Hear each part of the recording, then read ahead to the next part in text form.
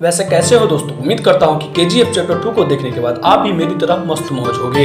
वैसे तो हर फिल्म में कुछ न कुछ ऐसे सीन होते हैं जिन्हें बहुत ही अजीब तरीके से दर्शाया जाता है, जो बाद में फिल्म के लिए प्लस पॉइंट या फिर माइनस पॉइंट भी साबित हो जाती है। ऐसा ही कुछ हाल है KGF चैप्टर 2 का। वैसे तो यह मूवी मुझे काफी पसंद आया है, लेकिन आज हम बात करने वाले हैं KGF चैप्टर 2 के 5 गलतियों के बारे में। अरे रुको यार, कमेंट में जाकर कुछ अनाप शनाप ऐसे ही मत लिख देना, यह बस मेरा एक ओपिनियन है। आप अपने राय भी कमेंट में जाकर हमें बता सकते हैं। इन 5 गलतियों को बताने से पहले इस मूवी के बारे में आपको कुछ बेसिक जानकारी दे दूं। जैसा कि इस फिल्म के डायरेक्टर हैं प्रशांत नील ने, जिन्होंने इसे वर्ल्ड वाइड बॉक्स ऑफिस पर 10,000 से भी ज्यादा स्क्रीन पर 5 भाषाओं में 14 अप्रैल को रिलीज। और इस मूवी के लीड रोल में आपको दिखने को मिलेंगे रॉकिंग स्टार या संजय दत्त, रवीना टंडन और श्रीनिधि शेट्टी। पहले पार्ट KGF चैप्टर 1 की तरह ही इस फिल्म को भी बाल्टी भर भर कर प्यार मिला है। फिल्म में मारधार कूट कूट कर भरा हुआ है, गाने भी कुछ एक जगह सुनने को मिल जाते हैं। फिल्म में शोर भी भरपूर है, जिससे आपके कान के पर्दे भी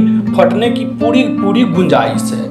और इस फिल्म में कोई भी इंटीमेट सीन नहीं है, जिस वजह से यह मूवी एक फैमिली शो हो सकता है। वैसे आप इस मूवी के रिव्यू और बॉक्स ऑफिस कलेक्शन के बारे में जानने के लिए हमारे इसी चैनल पे जाकर वीडियो को देख सकते हैं। अब बात कर लेते हैं इस मूवी के उन 5 गलतियों के बारे में जिन पर डायरेक्टर को मन लगाकर काम करने की जरूरत थी। उससे पहले इस वीडियो को लाइक तथा चैनल को सब्सक्राइब भी जरूर कर दे।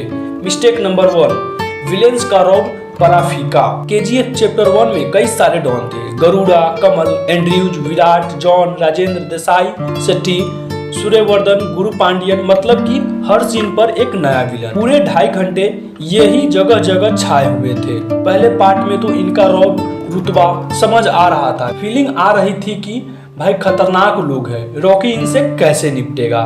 लेकिन जब दूसरे पार्ट में विलेन की यही टोली दोबारा देखने को मिली तो उनका वो रॉब फीका नजर आया। शेट्टी और एंड्रयूज फिर भी कुछ हद तक अपने लुक्स में गिरते पड़ते विलनगिरी दिखा रहे थे, लेकिन बाद में उन्हें मुंह की ही खानी पड़ी। चैप्टर 2 में मेकर्स 2 नए विलन लेकर भी आए, एक अधीरा और दूसरा इनायत खलील, जिन्हें शुरू में देखकर लगा कि ये दोनों फिल्म में आग लगा देंगे, गर्दा उड़ा देंगे, लेकिन कुछ नहीं हुआ। सब फुसफुसा कर रह गए। कुछ आपस में ही लड़ कट के मर गए और कुछ को तो रॉकी भैया ने खत्म कर दिया। मिस्टेक नंबर 2, गरजे पर बरस न सके संजय दत्त। अब विलन की बात हो रही है तो इन्हें भी लपेट लेते हैं। ये बने थे फिल्म में अधीरा, चेहरे पर मार टैटू बनवाए, सिर के दोनों साइड को खाली करके लंबी इठलाती चोटी लिए, काले रंग के आउटफिट में जब अधीरा स्क्रीन पर आए तो लगा अब तो गया रॉकी भाई, अब कोई उसे नहीं बचा पाएगा, क्योंकि वह आग की लपटों के बीच से मटकता मटकता रॉकी के किलों में घुस जाता है। हालांकि रॉकी से उसकी भिड़ंत 3 बार दिखाई जाती है, क्योंकि उसके बाद तो वह बचा ही नहीं, उसका द एंड हो जाता है। इन 3 बार के मिलाप में पहली बार जहां अधीरा रॉकी को एक गोली मारकर छोड़ देता है, वही दूसरी मुलाकात में बदला लेने के लिए रॉकी भाई उस पर गोलियों की बारिश कर देता है। फिर तीसरी बार में जब दोनों स्क्रीन पर आमने सामने आते हैं तो रॉकी भैया मार मार कर उसकी हेगरी निकाल देते हैं और गर्दन की ही ऐंठ देते हैं। तो जो फिल्म की रिलीज से पहले संजय दत्त के इस किरदार की खूब चर्चा हो रही थी, वह फिल्म रिलीज के बाद फुस हो गया और संजय बाबा का जादू न चला। जिस तरह से उनका गेटअप था उतना दमदार उनका रोल नहीं था, क्योंकि वह आए थे KGF को लेने, लेकिन उस पर एक बार भी कब्जा ना कर सके। मिस्टेक नंबर 3, मोम की गुड़िया बनकर रह गई श्रीनिधि। KGF चैप्टर 2 में रीना और श्रीनिधि शेट्टी सपोर्टिंग कैरेक्टर से कम नहीं दिखाई थी। उनकी जर्नी भले ही नीट एंड क्लीन रही, लेकिन बहुत छोटी थी। आधी से ज्यादा फिल्म में उन्हें रॉकी से परेशान होता ही दिखाया गया, और जब ये हुआ कि रॉकी गलत रास्ते पे जा रहा है, उसे कोई नहीं रोक सकता, तब वह मदर इंडिया की भूमिका में आने के लिए कोशिश करती दिखी। उन्होंने झट से जाकर रॉकी से आई लव यू भी बोल दिया, उनकी शादी भी हो गई। उनका ऐसा हाल हो गया था कि 1 मिनट भी वह रॉकी के बिना रह ही नहीं पा रही थी। और जब माँ बनी, खुशखबरी सुनाई तो यह हुआ कि चलो अब जिम्मेदारी की वजह से रॉकी थोड़ा सुधर जाएगा, लेकिन तब तक अधीरा आकर रीना के पेट में ही गोली मार देता है और यह चैप्टर शुरू होने से पहले ही बुम हो जाता है। दर्शक होने के नाते हम उन्हें और खुलकर देखना चाहते थे। उन तमाम औरतों और बच्चों के लिए लड़ते या फिर कुछ करते देखना चाहते थे, लेकिन फिल्म में वह सिर्फ एक चिड़चिड़ी गर्लफ्रेंड बनकर ही गई। मिस्टेक नंबर 4, जिसने रचा चक्रव्यूह उसे 5 मिनट में निपटाया। गुरु पांडियन उर्फ अच्युत कुमार फिल्म में एक पॉलिटिशियन के रोल में थे। शुरू से उनकी नज़र केजीएफ पर थी। उसे हथियाने के लिए वह हर हथकंडे अपना रहे थे। पहले सूर्यवर्धन को टपकाना चाहते थे, फिर गरुड़ा को। ऐसे ही करके जो उनके और केजीएफ के रास्ते आता वह सबको खत्म करना चाहते थे।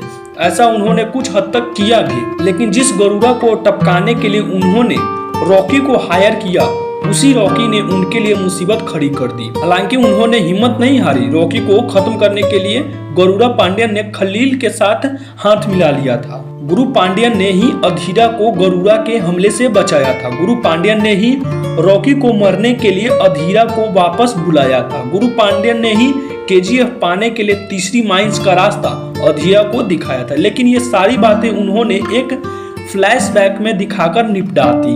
पूरी फिल्म में उन पर पहले ज्यादा फोकस नहीं किया और अंत में सारा ठिकरा बेचारे सिर मढ़ दिया। जबकि डायरेक्टर को चाहिए था कि उसे साजिश के बारे में बताते समय 15 से 20 मिनट का समय तो ले ही लेते, क्योंकि भाई ने रॉकी को हटाने के लिए एड़ी चोटी का जोर लगा दिया था, अपना दिमाग खपाया था, लेकिन नहीं। अब बात कर लेते हैं मिस्टेक नंबर 5, जो कि लास्ट है। पीएम की सुरक्षा बना दी मजाक। देश के प्रधानमंत्री की सुरक्षा के बारे में आज तो हर बच्चा जानता है, लेकिन फिल्म में प्रधानमंत्री को एकदम ठंडा हलवा दिखाया जाता है जिसे हर कोई जल्दी से खा सकता है।